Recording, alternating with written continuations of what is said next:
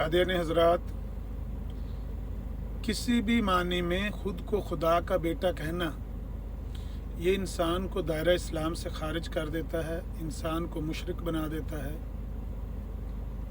اور انسان کے سارے اعمال برباد کر دیتا ہے، کیونکہ ان الشرک لظلم عظیم، شرک سب سے بڑا ظلم ہے، سب سے بڑی زیادتی اس دنیا میں وہ شرک ہے۔ دنیا کا ہر گناہ وہ معاف ہو سکتا ہے، لیکن شرک ناقابل معافی گناہ ہے۔ بہرحال آپ کو ایک ویڈیو دکھاتے ہیں۔ اس ویڈیو کا سبب آپ کے مرزا صاحب کی وہ تحریر ہے جو حقیقت الوحی میں انہوں نے اپنے الہام کو پیش کر کے بتائی ہے، لکھی ہے۔ وہ کہتے ہیں کہ عیسائیوں نے جن لفظوں سے عیسیٰ علیہ السلام کو خدا کا بیٹا قرار دیا، مصلحت الہی نے نہیں چاہا کہ اس سے نیچے میرا نمبر رہ جائے، مصلحت الہی نے چاہا ہے کہ اس سے بڑھ کر لفظ میری شان میں کہے جائیں، تاکہ عیسائیوں کو پتہ لگے کہ اس امت میں بھی ایک بندہ ہے جو ان سے بڑھ کر عیسیٰ علیہ السلام کے بڑھنے، عیسیٰ علیہ السلام سے بڑھنے کے زوم میں مرزا صاحب نے یہ الہام گھڑا ہے۔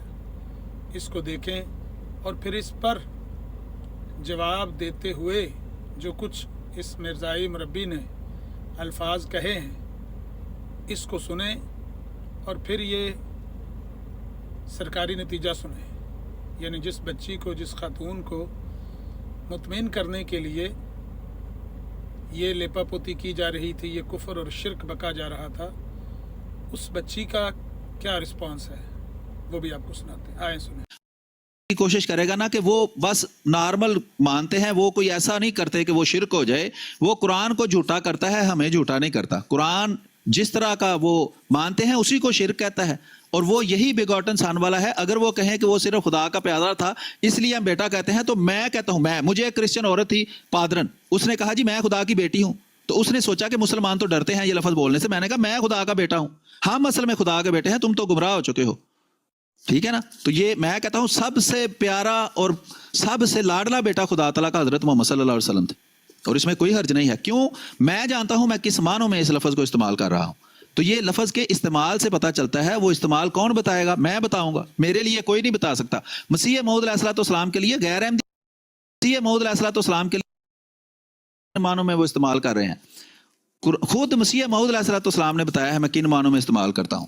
اگر کوئی کرسچن کہتا ہے کہ میں مشرکانہ معنوں میں نہیں استعمال کرتا، خدا کے پیارے کے معنوں میں استعمال کرتا ہوں، تو وہ قرآن کی اس تعریف سے بھی نکل جاتا ہے کہ یہ مشرک ہیں، کیونکہ وہ تو خود ہم کہتے ہیں کہ سارے نبی خدا کے پیارے ہیں، اور وہ خدا کے ان معنوں میں بیٹے ہیں۔ بہت شکریہ، ابھی میں کافی مصروف ہوں، انشاءاللہ پھر آپ بات جاری رکھیں۔ حمزہ بھائی یہاں پہ مجھے پلیز، وہ تو بزی ہیں، لیکن وہ قل هو اللہ احد اللہ الصمد لم یلد ولم یولد، تو پھر یہ بات نہیں ہے کہ ہم جان کر چھیڑیں اگلے کو کہ میں خدا کا بیٹا ہوں، ایسی بات کہنی چاہیے ہمیں۔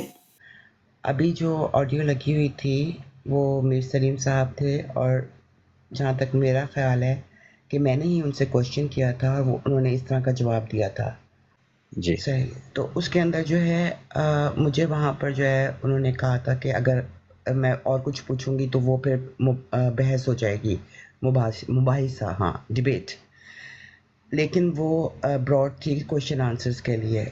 لیکن اس کے بعد سے جو ہے مجھے وہ چیز، مجھے افسوس بھی تھا کہ میں نے ریکارڈنگ نہیں کی، لیکن مجھے وہ چیز میں صاف کہوں گی کہ نہ مجھے وہ جواب سمجھ آیا تھا، بلکہ میں اس کے بعد الجھ بھی گئی تھی، اور چونکہ ہم لوگ پسند نہیں کیا جاتا کہ ہم غیر جماعتی براڈ پہ جائیں، اور میں جب جاتی ہوں تو پھر ظاہر ہے کافی اچھی پرابلم مجھے ہوئی ہے۔ لیکن آج جو ہے جو سارے پوچھ رہے تھے کہ میر سلیم صاحب نے الفاظ کا چناؤ صحیح کیا تھا، تو میرا خیال میں بالکل صحیح نہیں کیا تھا، کیونکہ اگر یہ بالکل صحیح ہوتا تو بچپن سے ہمیں گھروں میں یہ بتایا جاتا۔ یہ چیز میں نے اپنی زندگی میں پہلی دفعہ سنی کہ نعوذ باللہ ہم اللہ کا بیٹا اور نبی اکرم صلی اللہ علیہ وسلم، مطلب وہی بات ہے جو میں ریپیٹ نہیں کرنا چاہتی۔ تو اس میں کوئی بری بات نہیں ہے اگر کوئی کہہ دیتا ہے۔ اب دیکھیں میر سلیم بھائی کو میں کچھ کہہ نہیں سکتی تھی اس وقت کیونکہ مجھے اجازت نہیں تھی، لیکن اگر کوئی کچھ کہہ دیتا ہے اس کا مطلب یہ نہیں ہے کہ وہ پتھر کی لکیر ہو گیا ہے۔ ہم سب انسان ہیں، ہم سب سے غلطی ہو جاتی ہے، سب کچھ ہو جاتا ہے، لیکن توحید ہماری اتنی کمزور نہیں ہونی چاہیے کہ اگر جو ہے کوئی کہہ دے تو ہم اس کو ڈیفینڈ کرنا شروع کر دیں میرا کوشچن تھا اور میں اس کا جواب نہیں دے سکی، اس لیے میں یہاں آئی ہوں کہ ان کا جواب، میں نے ان کو یہ بھی کہا تھا شاید کہ آپ مطلب لیول کی بات ہوتی ہے، اگر یہ کوئی بڑی عالمانہ کوئی ایسی اس طرح کی بات ہے تو کیا یہ کرنی چاہیے. اور پھر اس کے بعد میں نے ان سے جو ہے وہ بھی کوشچن کیا تھا کہ جنہوں نے محمد دیکھنے ہوں جس نے اکمل وہ والی نظم کا، اور آخر میں میرے خیال میں نے یہ بھی کہا تھا کہ اس طرح کی باتیں کر کے ہم پنگا نہیں لیتے، کیونکہ اگر یہ ساری باتیں سچی ہوتی ہیں کہ اللہ تعالیٰ کا بیٹا ہو سکتا ہے، نبی اکرم صلی اللہ علیہ وآلہ وسلم اکمل ہو کے قادیان میں آ سکتے ہیں، تو میں بون احمدی ہوں. تو اس طرح کی باتیں میں نے کب سنی ہیں، اور میں ان تعبیرات سے مطمئن نہیں ہوں، نہ میں مانتی ہوں اس بات کو کہ یہ اللہ کا ہاتھ ہے، حدیث میں یہ آیا ہے، فلاں صوفی نے یہ کہا ہے. نو نو نو. اب اس کے اوپر جو میرے پر فتوے لگانے لگا دیجئے. جزاک اللہ. بس میں نے یہی کہنا تھا. اور بے شک ہمارے رب کی شان بڑی بلند ہے، نہ اس نے کسی کو اپنی بیوی بنایا ہے نہ بیٹا. وَأَنَّهُ تَعَالَى جَدُّ رَبِّنَا مَا اتَّخَذَ صَاحِبَةً وَلَا وَلَدًا. اور بے شک ہمارے رب کی شان بڑی بلند ہے، نہ اس نے کسی کو اپنی بیوی بنایا ہے نہ بیٹا.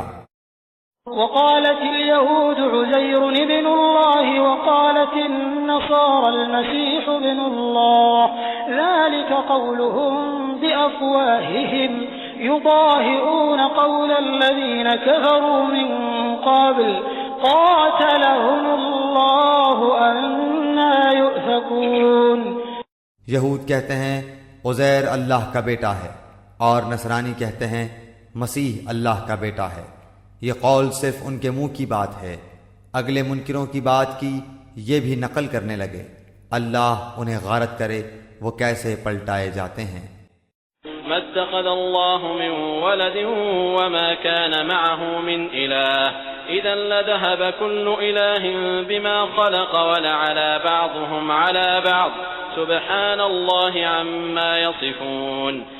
نہ تو اللہ نے کسی کو بیٹا بنایا اور نہ اس کے ساتھ اور کوئی معبود ہے، ورنہ ہر معبود اپنی مخلوق کو لیے پھرتا اور ہر ایک دوسرے پر چڑھ دوڑتا.